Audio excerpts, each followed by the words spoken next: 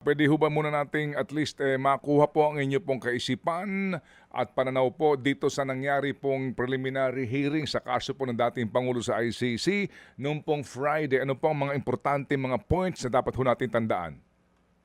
Nakita natin dito sa hearing na ito na tatlo lang ang purposes nitong hearing na to. Ang pag-identify sa akusado, ang pag-assure na naiintindihan niya ang kanyang mga karapatan at ang mga angal laban sa kanya, at ang pag-i-schedule ng susunod na hearing. Doon sa una, nag-identify nga si Presidente Duterte, at doon sa pangalawa, na-apprise naman siya ng kanyang mga karapatan, yung ang posibilidad na mag-bail at mas pansamantalang lumaya, nabigkas sa kanya. At ang pangatlo, na-set ang hearing sa September. So iyon ang punto nung hearing na yon. Dapat madali lang. Kaya lang doon sa hearing na yon, nakarinig tayo ng manifestasyon ni dating Executive Secretary Mijal Dea na kung inyong mapapansin, pakingkingin yung mabuti, ay na politely, diplomatically, and rejected by the judge, no, sa napakamaikli na mga salita sinasabi, yung mga motions nyo not accepted, at doon sa mga angal niya tungkol sa hindi tamang pagdadakip, sinabi ng huwes, doon mo na lang yan sabihin sa susunod na hearing o bago magsunod na hearing. Parang dinismiss yung mga argumentong yon. Kaya yun ang nangyari. So anong nakita natin dito sa hearing na ito? Number one, ang scheduling ay napaka-importante.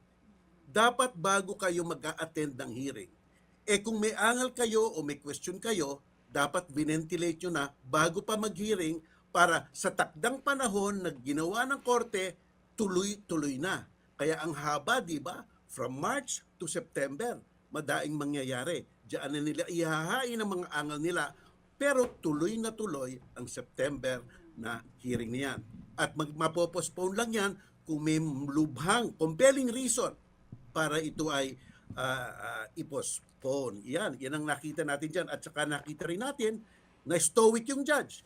Talagang para syerto ang kanyang mga sinasabi, binabasa niya, hindi siya tumatawa, nakatingin lang, at very brief, very straightforward, tapos na.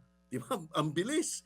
At pangatlo, di ba, yung demeanor ng mga abogado doon, dapat malaman natin na ang husgado doon o ang korte doon, hindi kamukha dito sa Pilipinas na bago ka mag-hearing, pwede pa mag-usap-usap yung mga nagtutunggaling abogado, pero doon, hindi pwede. Dapat may professional adversarial atmosphere na hindi na kayo nag-uusap, very formal, at saka doon lang sinabi ng West, ito ang gagawin natin ngayon, wala nang iba. Yun ang natutunan natin dyan.